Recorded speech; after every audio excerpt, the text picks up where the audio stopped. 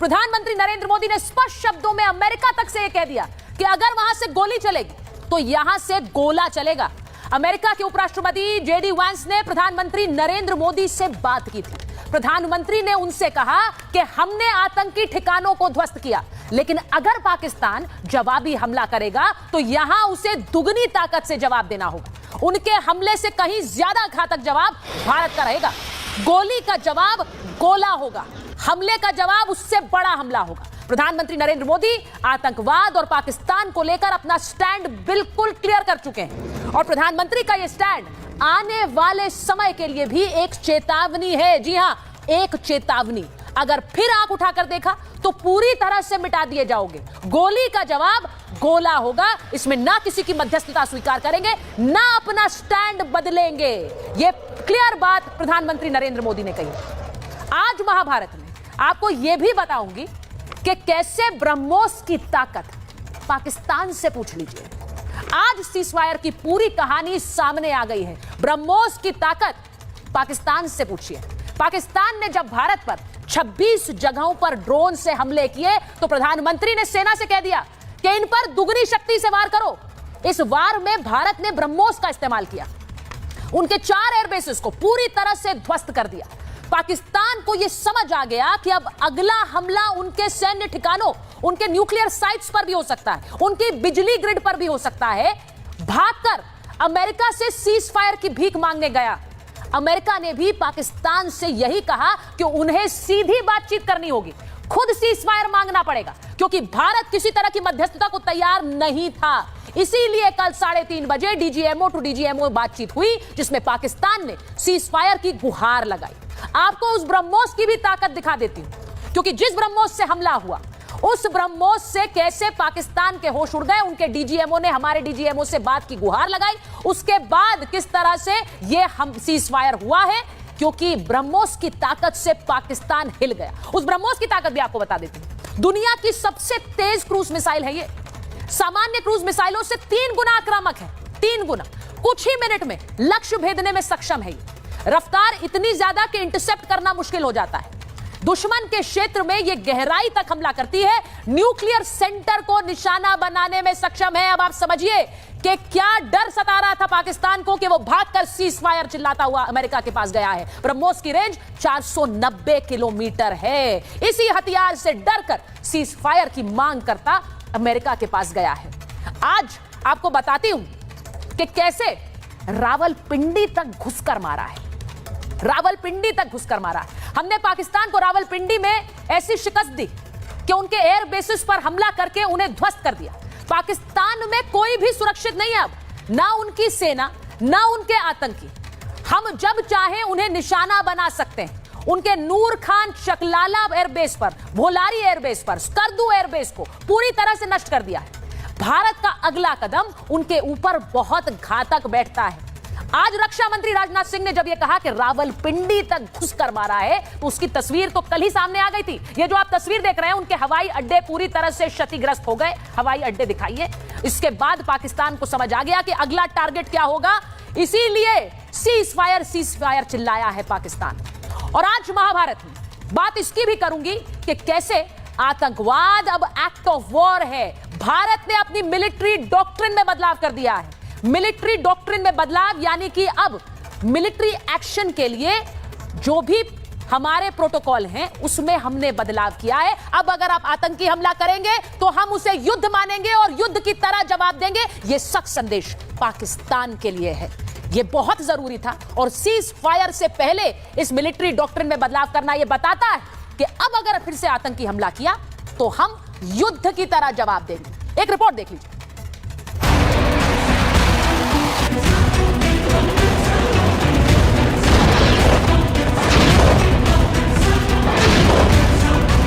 आतंकवादियों और उनके आकाओं के लिए सरहद पार की जमीन भी सुरक्षित नहीं रहेगी। पाकिस्तान वालों से पूछ लेना चाहिए कि ब्रह्मोस मिसाइल की ताकत क्या है। हिंदुस्तान ने रावलपिंडी तक घुसकर मारा। हमने केवल सीमा से सटे सैन्य ठिकानों पर ही नहीं कार्रवाई की, बल्कि भारत की सेनाओं की धमक उस रावलपिंडी तक सुनी गई, जहां पाकिस्तानी फौज का हेडक्वार्टर मौजूद है। 86 घंटों में घुटनों पर आया पाकिस्तान।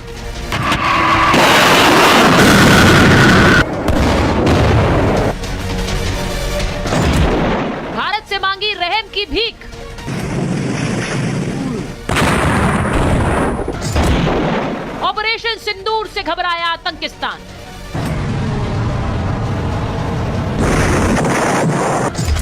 पाकिस्तानी एयरबेस पर चली ब्रह्मोस।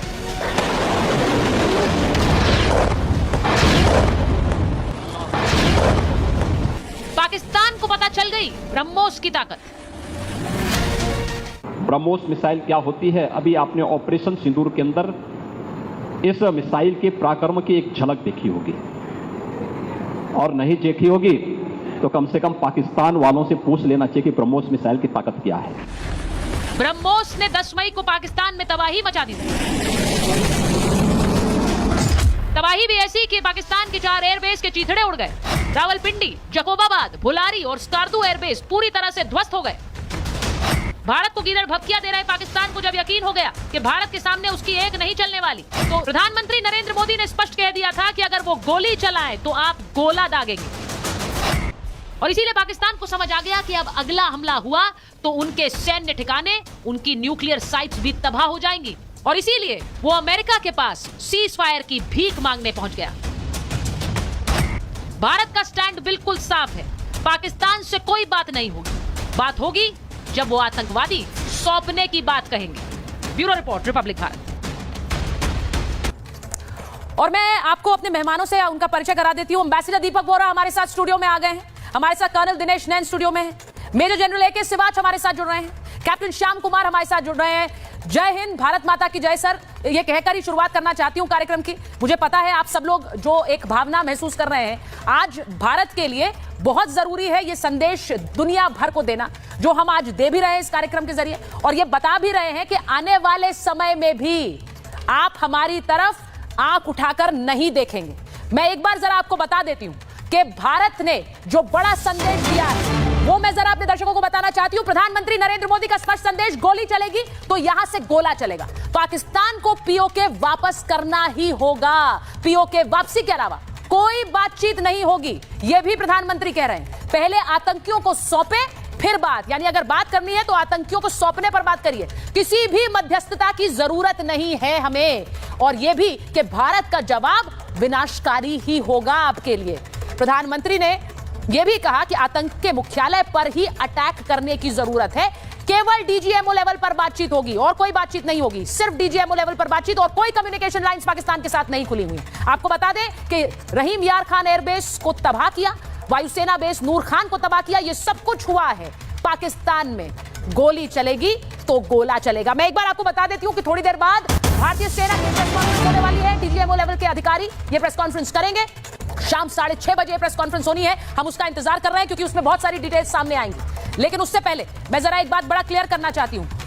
एक और बड़ी मैं आपको बता देती हूं। मैं एक बार जरा जो डिटेल्स निकल कर आ रही हैं, एम्बेसडर बोरा, मैं आपके साथ शुरुआत कर रही हूं। जिस तरह से कल आपने शहबाज शरीफ को सुना, वो प्रेस कॉन्फ्रेंस कर रहे थे और वो बार बार अमेरिका, सऊदी अरब, तुर्की, आपने सीज फायर करा दी, आपका धन्यवाद।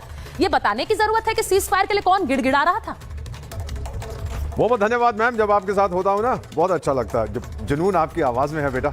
We are all inspired. By the way, आज इंटरनेशनल मदर्स डे है ना, तो भारत की जितनी माएँ हैं आप सबको माँ तुझे सलाम। और दूसरी चीज आपको बताऊं आज क्या है, आज वर्ल्ड ईगो अवेयरनेस डे है। यानी अगर किसी के पास बहुत बड़ा घमंड है, अहंकार है, तो भाई उस पर नियंत्रण करो, नहीं तो आपका ब्लड प्रेशर बढ़ जाएगा, आपको तरह तरह की बीमारियां होंगी, इंफीरियोरिटी कॉम्प्लेक्स वगैरह होगा। कई ईगोस को तो चूर भी किया जाता है, तो वो समझते नहीं है। अब मैम आपने पूछा था कि वो पिंजड़े वाली मुनरिया, सॉरी क्या नाम है उसका, मैड मुल्ला मुनरिया, तो वो शायद सुन नहीं रहा था, पीएम कह रहे, तो मेरे हाथ में ये एयरपॉड्स हैं, उसको भेज देता हूँ, पहन ले, शायद कान ठीक हो जाएंगे। मैं बहुत जल्दी बता देता हूं, दो चीजें बहुत स्पष्ट हैं।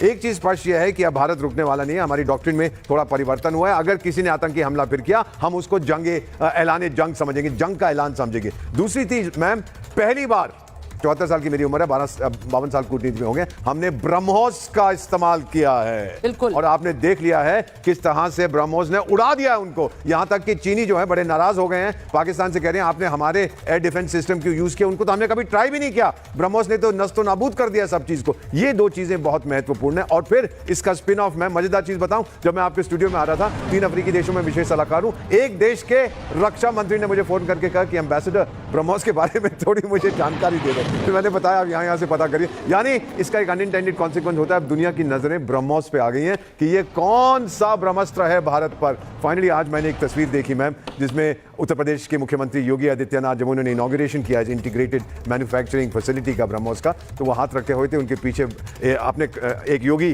सैफरॉन कपड़ों में थे और हाथ रखा हुआ था ब्रह्मोस मिसाइल के ऊपर। उस समय मैम मेरे को इतना मैं भावुक हो गया, मैंने कहा देखिए ये सभ्यता ये शास्त्रों की पूजा करती है और ये शस्त्रों की पूजा भी करती है। अरे बेवकूफ लोग पाकिस्तान में, समझ जाओ अब आपका अंतिम समय आ रहा है।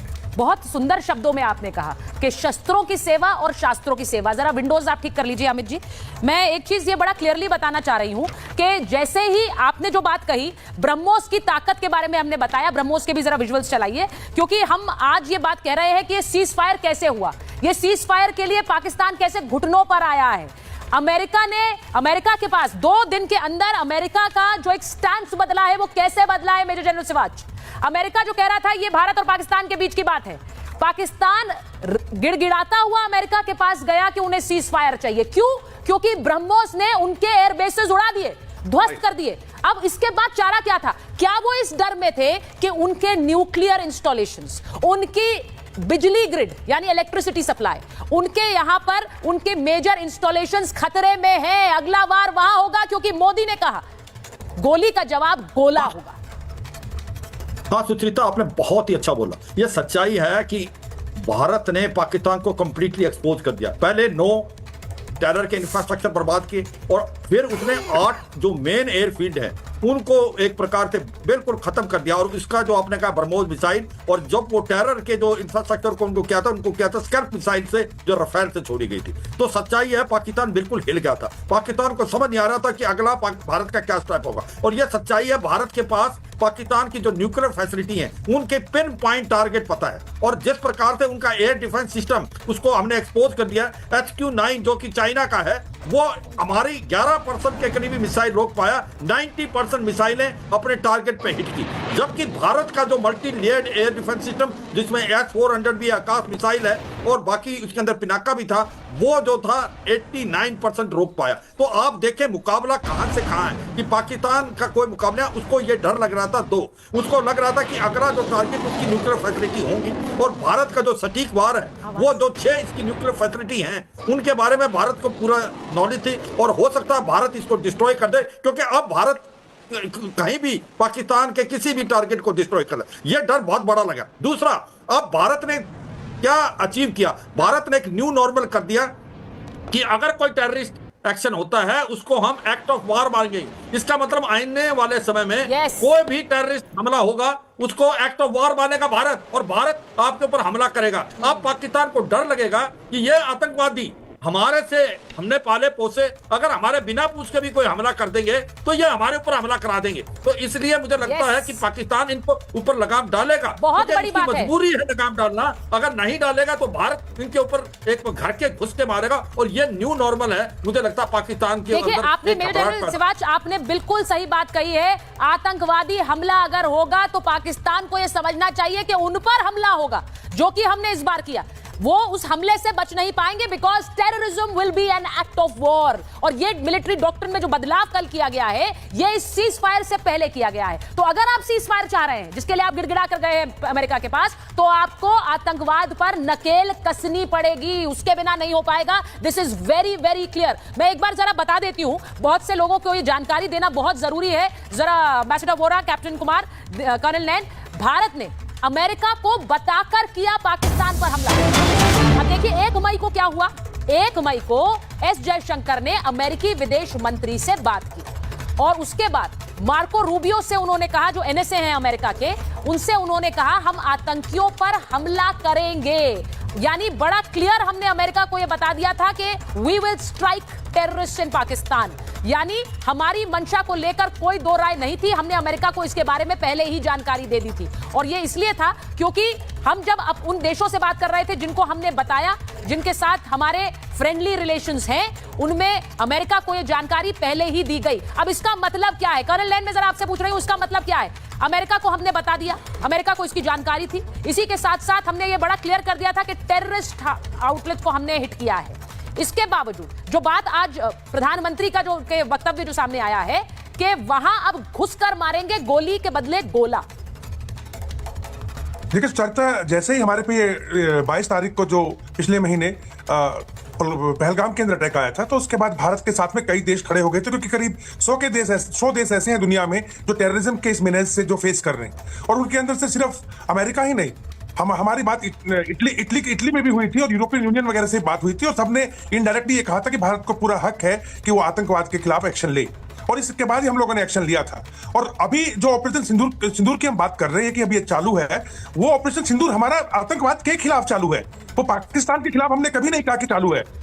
ये पाकिस्तान ने जो भी हमारे साथ में इंटरनेशनल बॉर्डर क्रॉस करके हमारे साथ में पंगा लेने की कोशिश की है, जो मुक्की खाई है, ये इसकी खुद की करतूत है। और जो आज की बातें निकल के आई हैं, आज गवर्नमेंट ने बिल्कुल क्लियर कर दिया, चाहे वो 2-3 कारण रहे उसके कि हमारे कुछ डोमेस्टिक पर्पज भी है, हमारी जो जनता है शायद उसके दिमाग में कुछ और गलत जा रहा था इंफॉर्मेशन कम होने के कारण, तो सरकार ने वो क्लियर कर दिया कि हमारा ऑपरेशन सिंदूर अभी बिल्कुल चालू है। हम गोली का जवाब गोले से देंगे, हम किसी भी प्रकार से किसी की मध्यस्थता स्वीकार करने नहीं करेंगे। और अगर पाकिस्तान को बात करनी है टेररिज्म के बारे में, तो पहले जितने भी हाफिज सईद है, मसूद अजहर है, अबू मूसा है, लखवी है, सब लोग हमें दो, हम बात करेंगे। और रही बात कश्मीर की, तो कश्मीर के अंदर पीओके को छोड़ना है, बस यही बात है, और किसी और से हमारी डीजीएमओ के सिवाय बात नहीं होगी। मैं एक चीज ऐड करना चाहूंगा चर्चा यहाँ पे कि आज 6:30 बजे जो आप बता रही हैं, आज बहुत बड़ी ब्रीफिंग होने जा रही है, ऐसी पहले कभी नहीं हुई। डीजीएमओ के साथ साथ तीनों चीफ इस 6:30 की जो प्रेस कॉन्फ्रेंस है उसको एड्रेस करने जा रहे हैं। तो मामला बिल्कुल क्लियर होने जा रहा है पाकिस्तान को कि अगर आपने किसी भी हालत के अंदर अब इसके बाद में अगर जिसको आप सीज फायर बोलते हो, हम तो सीज फायर नहीं बोल रहे क्योंकि हमने भी युद्ध डिक्लेयर किया ही नहीं है। वो कहते हैं कि हमारी भारत के साथ जंग चालू है, हमने युद्ध डिक्लेयर नहीं किया, हमने युद्ध बोला ही नहीं है। कर्नल नैन ने जो बात